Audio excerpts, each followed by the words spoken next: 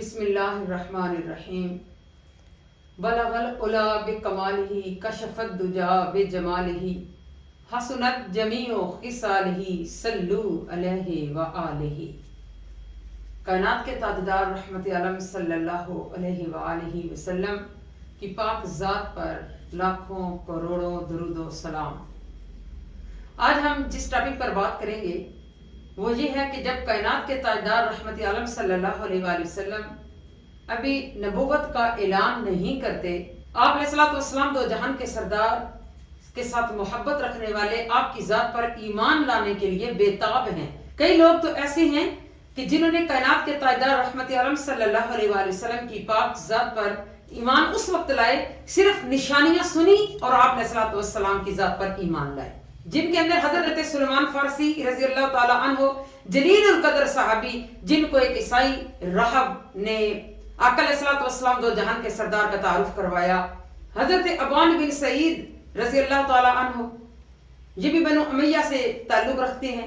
آقا علیہ الصلوۃ والسلام دو جہان کے سردار کی نشانیاں ایک عیسائی راہب نے آپ کو بتائیں، آپ آقا علیہ الصلوۃ والسلام کی ذات پر ایمان لائے۔ حضرت عمر بن ابسہ رضی اللہ تعالی عنہ، یہ بھی کائنات کے تاجدار رحمت عالم صلی اللہ علیہ وآلہ وسلم کی ذات پر ایمان لائے، ایک عیسائی راہب نے آپ علیہ الصلوۃ والسلام دو جہان کے سردار کی نشانیاں بتائیں۔ تو معزز ناظرین، کائنات کے تاجدار رحمت عالم صلی اللہ علیہ وآلہ وسلم کے اس دنیا میں ظہور ہونے سے پہلے رب کائنات نے تورات کے اندر، زبور کے اندر، انجیل کے اندر، صحیفوں کے اندر اپنے محبوب کا تذکرہ عام کر دیا تھا۔ یہی تو میلاد ہے۔ میلاد کی حقیقی جو روح ہے وہ کائنات کے تاجدار رحمت عالم صلی اللہ علیہ وآلہ وسلم کا تعارف دینا ہے۔ تو تعارف تو رب کائنات نے جب زمین آسمان نہیں تھا، نہ سورج نہ چاند نہ ستارے، لیکن رب کائنات نے اپنے یار کا تعارف تو دے دیا۔ کائنات کے تاجدار رحمت عالم صلی اللہ علیہ وآلہ وسلم کی ذات پر میرے رب نے خود درود پڑھا اور حضرت آدم علیہ السلام کو بھی حکم دیا کہ میرے محبوب پر درود پڑھو۔ تو یہ مقام ہے میرے مصطفیٰ صلی اللہ علیہ وآلہ وسلم کا کہ رب کائنات نے آپ کو سراپائے معجزہ بنا کر دنیا میں مبعوث کیا ہے۔ آپ علیہ الصلوۃ والسلام دو جہان کے سردار کا دنیا میں آنا ایک معجزہ ہے۔ جو ہی آپ نے اس دنیا کے اندر قدم رکھا، آپ علیہ الصلوۃ والسلام سجدہ ریز ہو گئے۔ یہ معجزہ نہیں تو کیا ہے؟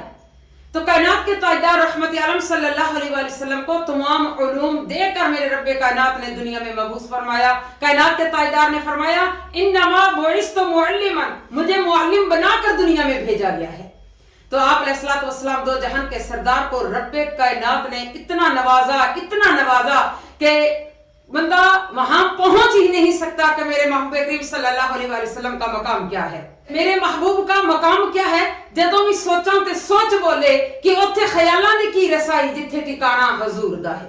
سیرت حلبیہ تفسیر عزیزی میں آقا علیہ الصلوۃ والسلام دو جہان کے سردار نے ابھی نبوت کا اعلان نہیں کیا تھا، تو کائنات کے تاجدار رحمت عالم صلی اللہ علیہ وآلہ وسلم کے یہ یار غار حضرت ابوبکر صدیق رضی اللہ تعالی عنہ یمن کے علاقے تجارت کی غرض سے سفر کرتے ہیں۔ حضرت ابوبکر صدیق رضی اللہ تعالی عنہ دل میں سوچتے ہیں کہ آج میں رات ایک عیسائی راہب کے پاس گزاروں۔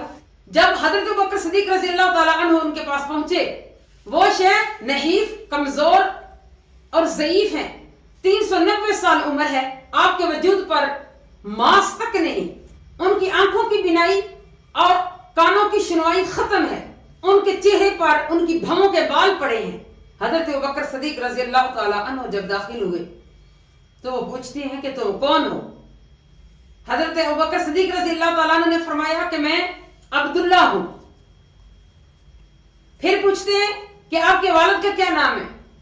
حضرت ابوبکر صدیق رضی اللہ تعالی عنہ فرماتے ہیں کہ میرے والد صاحب کا نام ابو قحافہ ہے۔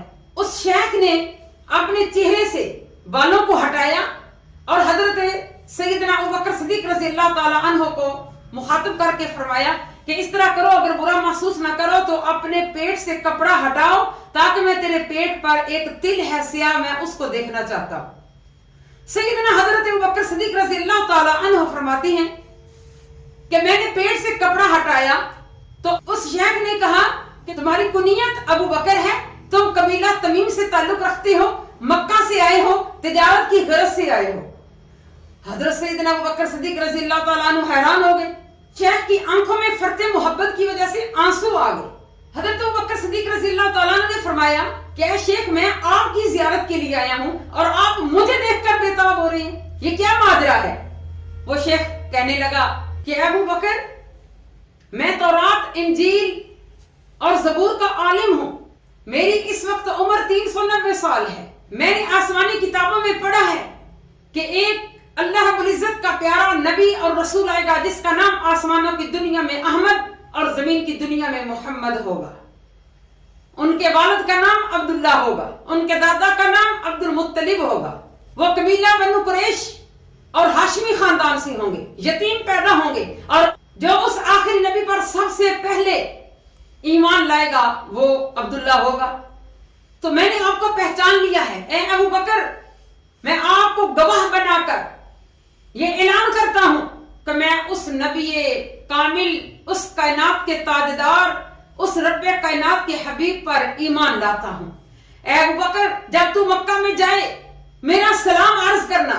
حضرت ابو بکر صدیق رضی اللہ تعالی عنہ فرماتی ہیں کہ اس نے کائنات کے تاجدار رحمت عالم صلی اللہ علیہ وسلم کا مکمل تعارف دے دیا، حتیٰ کہ یہ بھی بتا دیا کہ وہ مکہ میں پیدا ہوں گے، مدینہ کی طرف ہجرت کریں گے اور مدینہ ہی ان کا مدفن ہوگا۔